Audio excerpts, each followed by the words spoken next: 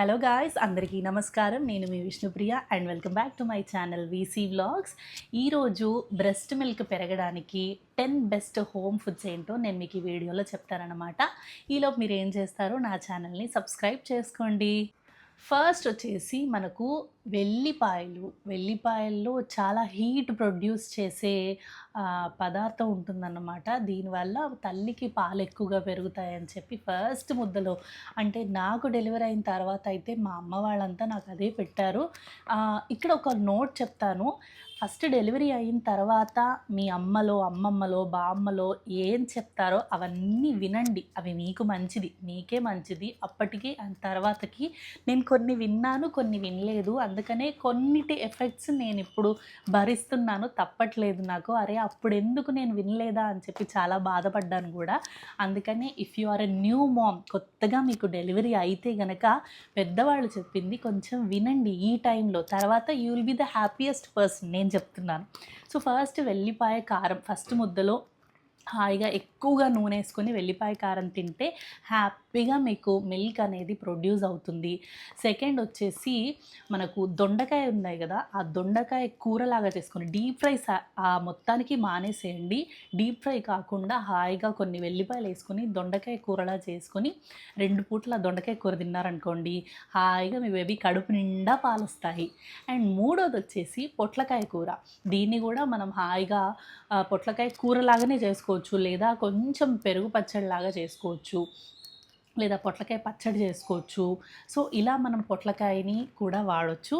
And ఫోర్త్ది వచ్చేసి బీరకాయలో కూడా మనకు పాలు ఎక్కువగా పెంచే పదార్థం ఉంటుందన్నమాట. సో బీరకాయ కూర కూడా మనం పాలు పెంచడం కోసం అని చెప్పి తినొచ్చు. నెక్స్ట్ ఫిఫ్త్ది వచ్చేసి, ఇది నాకు 2-3 రికమెండ్ చేశారు, ఓట్ మీల్ అంట. నేను దాన్ని ట్రై చేయలేదు, కానీ వాళ్లకు రిజల్ట్ వచ్చింది అని మాత్రం చెప్పారు. ఓట్ మీల్ అంటే మనకు నైటే ఓట్స్ విత్ మిల్క్ యాడ్ చేసుకొని నానబెట్టుకుని అది పొద్దున తినొచ్చు.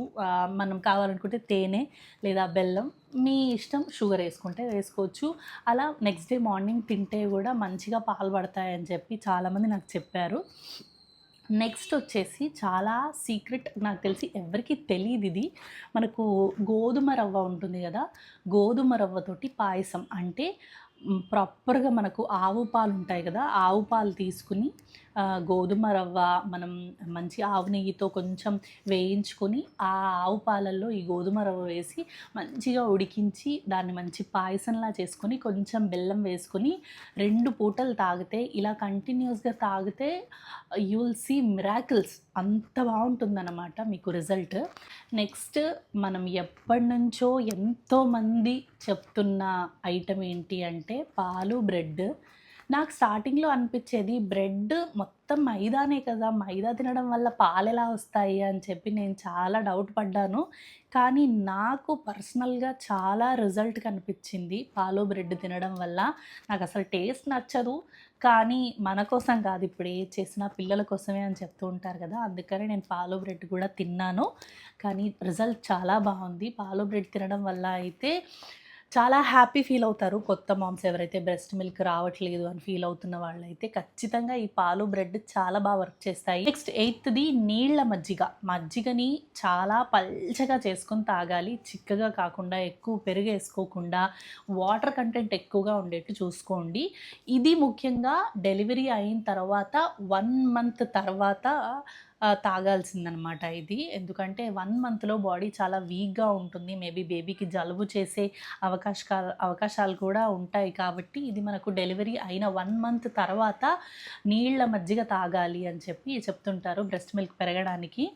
అయితే పాలు తాగి మన బాడీ డీహైడ్రేట్ అయిపోతుంది కదా, లిక్విడ్ అంతా పోతుంది. పిల్లలే తీసుకుంటారు కాబట్టి మన బాడీ డీహైడ్రేట్ అవ్వడం వల్ల మనకు పాలు ఆగిపోవడం కూడా జరుగుతుందన్నమాట. అందుకనే మనం నీళ్ళు ఎక్కువగా ఉన్న మజ్జిగ తాగితే అది మనకి అండ్ బేబీకి కూడా చాలా మంచిది అని చెప్తారు.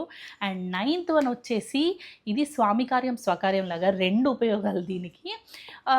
డెలివరీ అయిన వెంటనే చాలామంది మామ్స్ చాలా లావుగా పొట్ట మళ్ళీ ప్రెగ్నెంట్ అయినానా అని చెప్పి అంత పెద్దగా ఉంటుంది పొట్ట అని చెప్పి అనుకుంటుంటారు కదా.